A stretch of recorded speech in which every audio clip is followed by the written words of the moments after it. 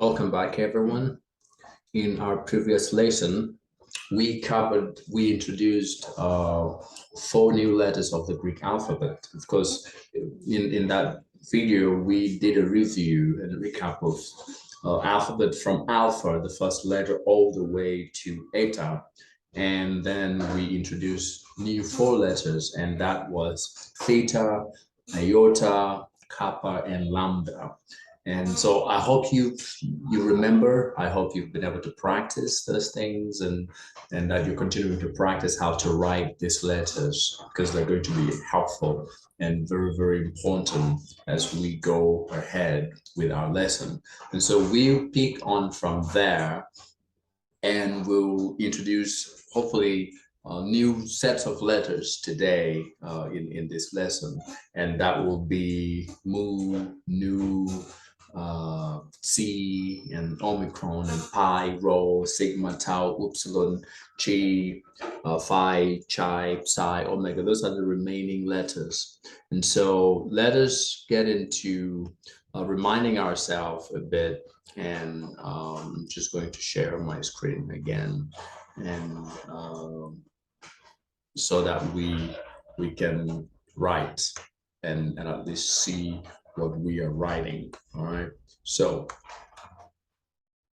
here we are. And so just a recap of the last four letters that we introduced in the previous lesson. And remember, we are doing how the word appears in English. Well, not just in English. We are beginning with how the word appears in the capital letter or uppercase. Okay. And how it is in the lowercase, what you'd call the small letters, and its equivalent in English, how that word is in the English, right? Remember that's what we're doing. And so we did theta, which is one of the letters. And remember, in the uppercase, theta is, you said you draw like you're doing a complete circle, and you have that something cutting across but not touching, like that. That's the uppercase theta. But then the lowercase theta, we saw that you're drawing something like an oval. Think of an egg, for example. Think of drawing an egg, just something over like that. Okay, but then it still has that cut across. So you notice that the cut inside is kind of similar, but the difference is the uppercase or capital letter is a circle and the lowercase is oval in a way. And this is equivalent to the English th. So th, right? Or if you were in the lowercase, it would be something like that. And again, you notice I am just playing with using the cursor to draw these things. Then we of course looked at iota, and iota, the uppercase is just like our English letter I, and the difference between the uppercase and the lowercase is just that the lowercase iota, so when you find something like this, it is not L, because you'll see how lambda is written in a bit, right? And so the difference between the iota lowercase, which is equivalent to the English I, and how it appears in English is, in English, if you are writing the lowercase or a small letter for I, you'd write it with a dot, right? And so, however, in Greek, once you write something like this with that dot, it's no longer a Greek word. I mean, a Greek letter. It is an English letter in its sense. So you write the iota lowercase like this, but without that dot, and that is equivalent to the English I, or the lowercase, you'd write something like that, but then there's a dot, right? and so that was the, you know, the second letter that we introduced in our previous lesson. And the third one was kappa, if you remember kappa. And kappa, again, the uppercase is just like we have in our uppercase for K. And the difference with the uppercase and lowercase is just in the size of the letter. Just the uppercase is bigger, the lowercase is in a way smaller. And of course, if you start see the text, it's somehow written with a curve there, and that is equivalent to the English letter K, right? As we write them. And then, so we get into lambda, and we also did lambda, and you remember lambda. It's if you're drawing, if you remember when we were doing delta, uppercase delta, we say you draw something like you are doing a triangle, right? So you have a triangle, okay? That's delta, but just so you think of something like this, okay? Instead of the triangle being completed at the base, that you remove the base and you just have the you know the two corners. And so if you were doing this for delta, okay, now you remove this donor base, you eliminate it, and just remain with something like that. And this is already lambda, because you're just giving it like a small support down there. That is uppercase lambda, which is what's equivalent to the English letter L. And now the lowercase, however, is kind of different. That's why when you find this, remember when we're looking at iota, when you find iota, something like this that looks very close to the English letter L, it is not an L, right? Because the lowercase for lambda, which is equivalent to the English L, is written this way. So it's like you have something like that, and then there is, you know, a stem support for it, something like that, and then there's a support for it, you know, something like that, you know, support. So it's like this thing that's almost falling, then you give it a leg, right? That is what lambda is. So the lowercase, so we write that, first put that part that feels like it's falling apart, and you give it a support. The part that is falling apart, you give it a support, right? Um, so let's do our lambda, okay? All right. So and that is equivalent to what we know as the English L. So let's introduce our new letters in this lesson, and that the first one for today will be moo. And so just draw a thin line here. So this was from the previous lesson. Hopefully you've caught up now if you had kind of missed a few things. All right, so we get into the new letters, and that is moo. Okay, so moo, this letter, which is in equivalent, its equivalent is to the English M. The way moo is written, the uppercase, but we're still following the same pattern, how it's written in the uppercase and lowercase, and its equivalent in English.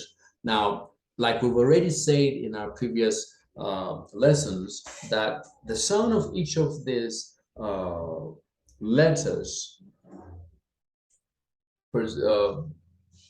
springs from the sound of the first letter of its name.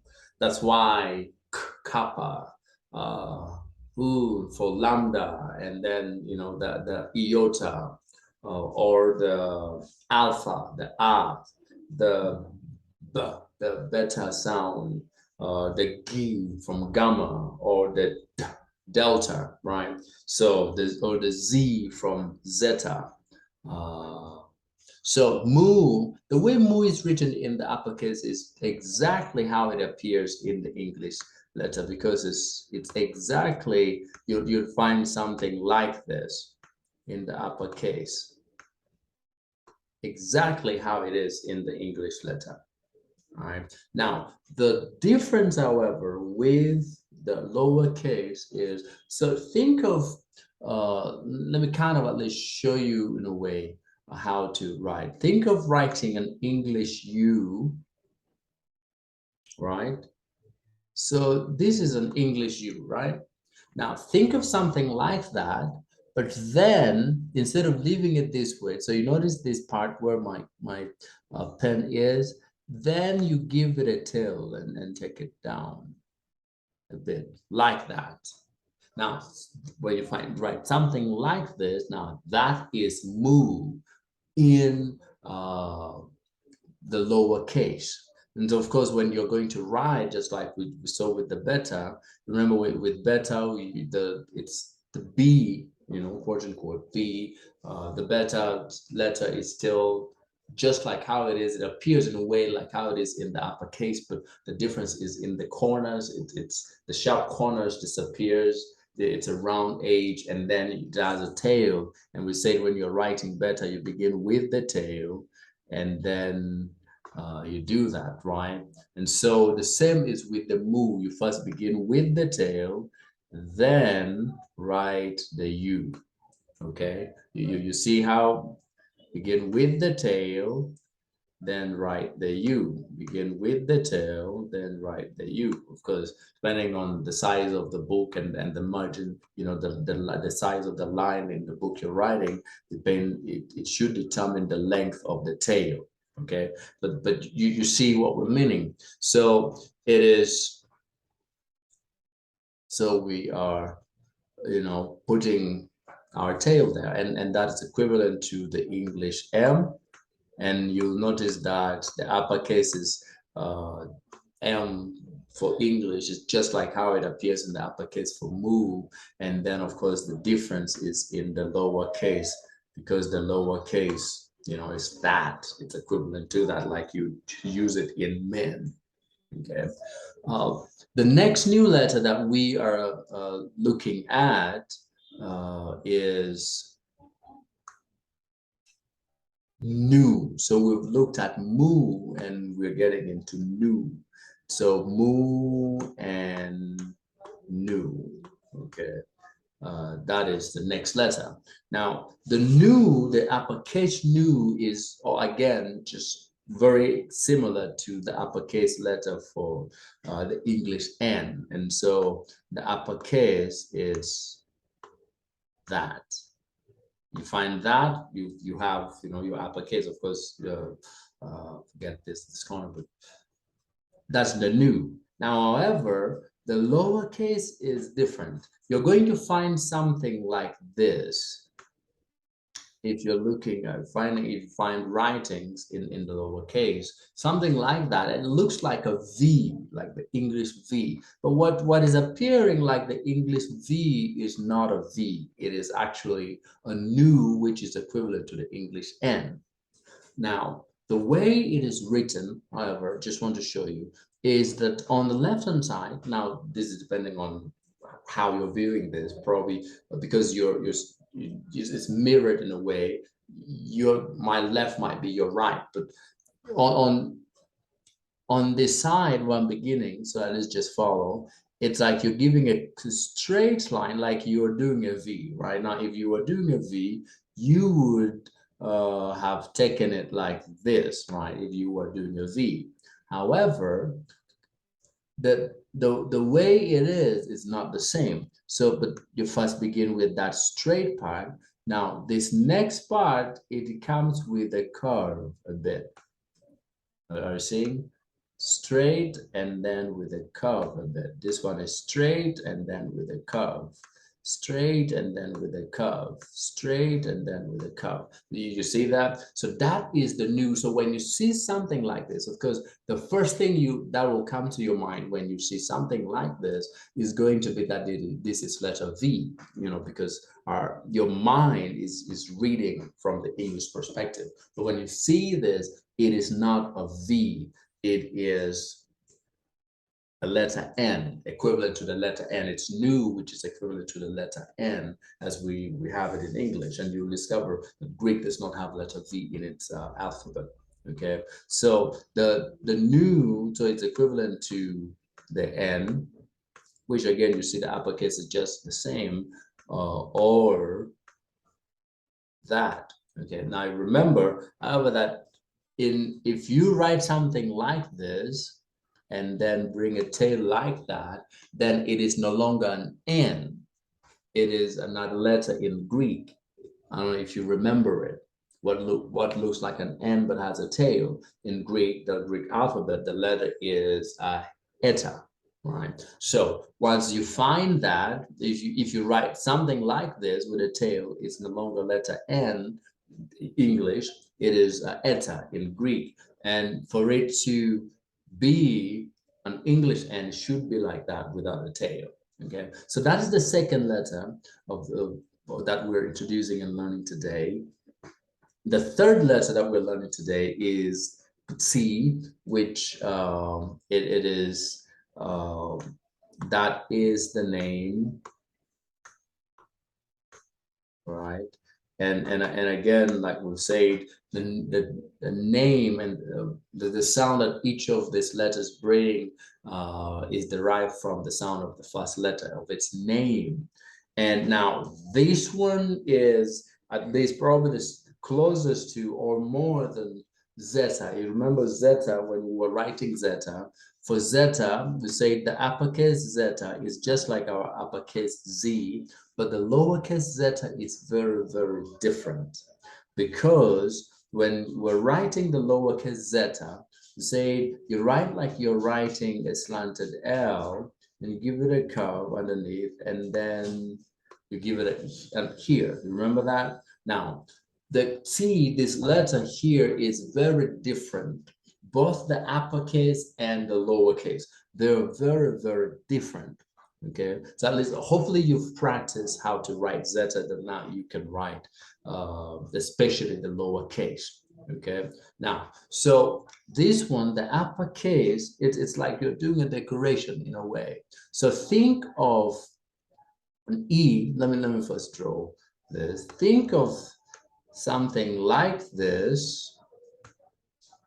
Okay, now however, eliminate this straight in this straight line, and then reduce this so that it sits in the middle. Okay, then you have, so if you were to eliminate this, okay, so you'd be left with something like that.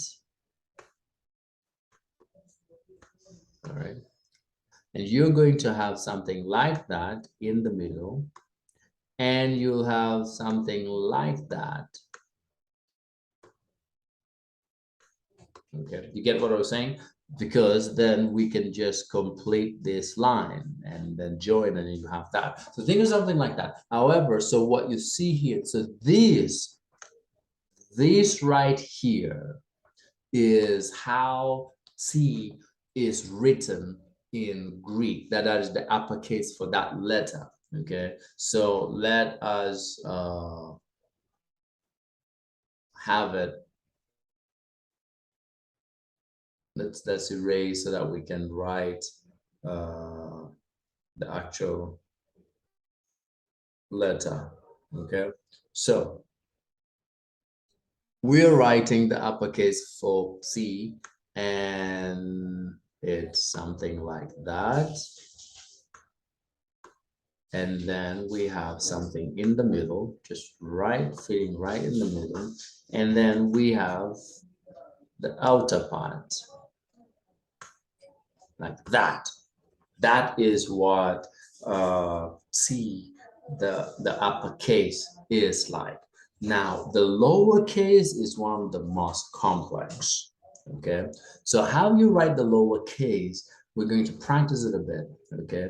So first think of having something like this, okay? And think of adding something like this at the tail here, okay, that you're adding this. But then also think of adding something like this right here. Okay, so that at the end you have something like this. Okay, then now we're adding this and we're bringing the other horn. Right? Or you could have it like this. Okay, but the difference is that the first part of the curve is smaller than that. This part is smaller than this. This part is smaller. So it has to be something like that. But then remember, like when we were drawing the zeta, that you drew something like an S with a curve, and then it's like an ear, just a curve somewhere. So this is similar in a way. It's like having something similar to how that here or the one of the zeta is, and it sits just right there. Okay, but when you're writing, you need the first part to be smaller and then bigger than the first part, and then there's that curve, and then that here. Okay, so that is how C is, and I think you're noticing how complex and different this letter is from the rest. That does not have anything, both the uppercase and the lowercase does not have anything close to what it is in English, right? And so we're now drawing our lowercase. So the smaller part and the bigger part and the curve and right, something like that. But I think we can do better, right? Uh, the smaller parts and the bigger parts and the curve underneath, and then the on. My, it's really difficult to draw this on the.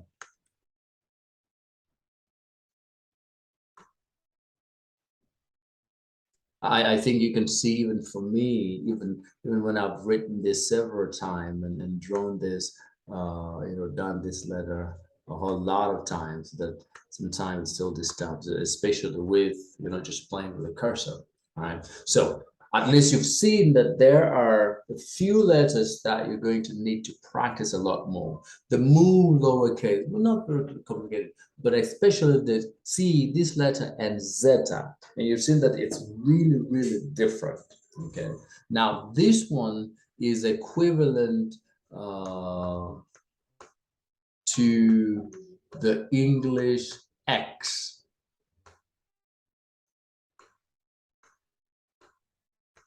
It's equivalent to the English X, that letter. Okay. So that C. Now we get to the fourth letter, new letter that we're learning today is Omicron.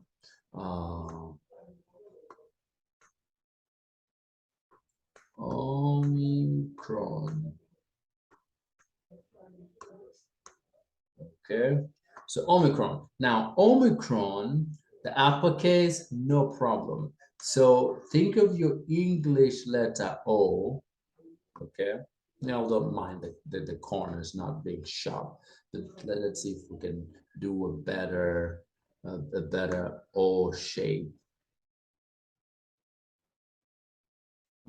No, that's better than the previous one. Still not good. So think of an English O, just the actual English O uppercase. That is Omicron. And the difference is between the uppercase and the lowercase is just the lowercase is just a bit smaller. We're almost ovalish, but just smaller. Just almost like theta. You remember theta? Difference one is in the size. That of course the uppercase is circle with a line in it, cutting across, and the lowercase is still almost a circle but oval-ish with a line. So the difference between the uppercase and lowercase Omicron is in the size, and this one is equivalent to the English O as we know it in English. So this is how this O would be written, just the normal regular English letter O. Okay, that is Omicron. And let's get to pi. I think those of you who've done science, especially math, you remember the pi r square. So pi, that one. So the one you did when you were studying science and math, that is the pi we're talking about, right? And so that letter, and hopefully if you've done sciences, then you already know what we're talking about, right? So the uppercase is just, you know, that as firm as it can be, right? That's the uppercase, that's pi. And of course, you know, the lowercase, the difference in the lowercase is one, the size, okay, but also the age it has. Uh, that is uppercase and lowercase pi. Remember, so if you remember the pi r square. And so that is equivalent to the English P or P. Now, the next letter is going to kind of be surprising for you because you're going to find something that looks like what we've just written here in the English equivalent of pi. Okay. However, when you find something like this that looks like the pi or the letter P that we've seen, it is not. Okay. So you've seen how Greek writes the English equivalent of P. It's not written as we see and know P. It is written as pi. All right. Now, rho, which is the next letter we're looking at.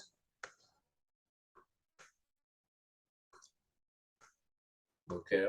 So rho, this letter, when you find the uppercase of it, the uppercase looks like the English letter P.